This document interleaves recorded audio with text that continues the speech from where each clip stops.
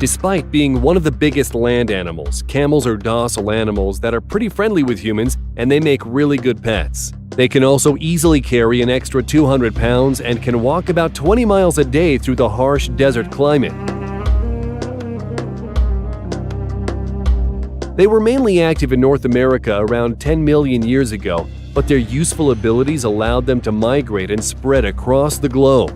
In ancient times, merchants took camels through desert commercial roads, selling various goods to every corner of the world, making the goods flow faster and connecting different civilizations and cultures with each other.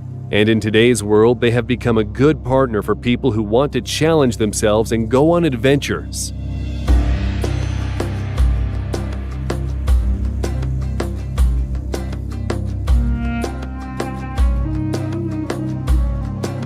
But why not use horses, you may ask? They are much faster after all. That is absolutely true. A horse can walk up to 100 miles a day, which is 5 times what a camel could walk. But that's only true when it comes to traveling short distances. The average horse doesn't possess a fraction of the endurance that a camel does, not to mention that a camel walks on a broad pad that connects its 2 toes. This cushion-like pad spreads when the camel places its foot on the ground, and it supports it on loose sand in much the same way that a snowshoe helps a person walk on snow.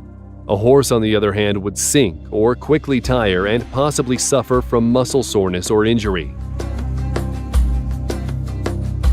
A camel can also endure hunger and thirst in a way that a horse simply can't. They can survive up to 3 weeks without water, and they can last and reproduce as well for several months without food.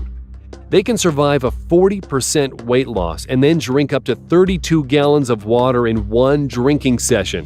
The main secret behind a camel's ability to withstand hunger and thirst lies in its hump and stomach. A large amount of deposited fat is stored in the hump. If needed, this fat can be broken down into water and heat, which can be used for the camel's life activities. For each gram of fat that gets metabolized, 1.1 grams of water can be produced. A camel weighing 500 pounds has around 100 pounds of fat in its hump, which means that about 5,000 grams of water can be metabolized from it.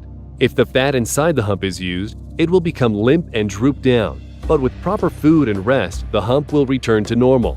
That's how fascinating these creatures are, and that's why they're known as the ship of the desert.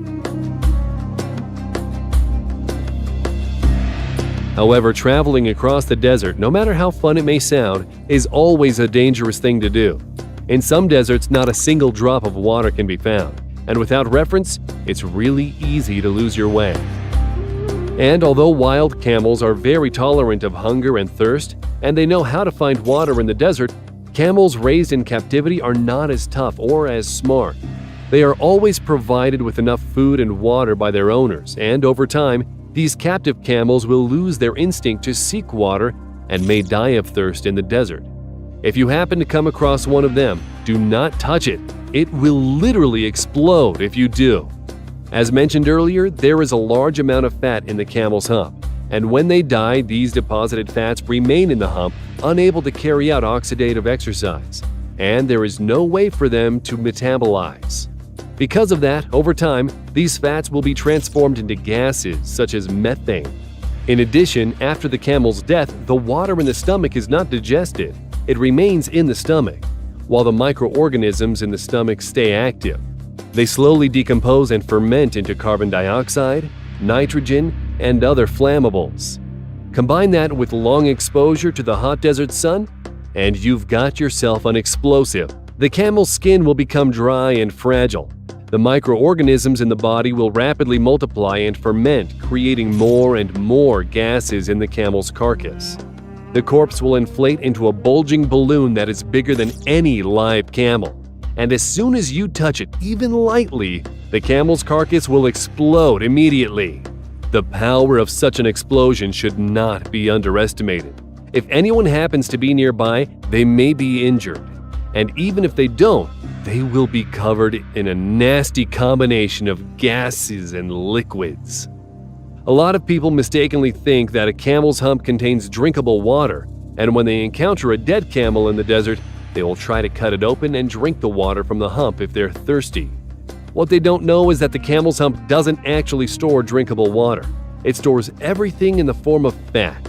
And even if it did, you should never drink it, even if the camel had just died.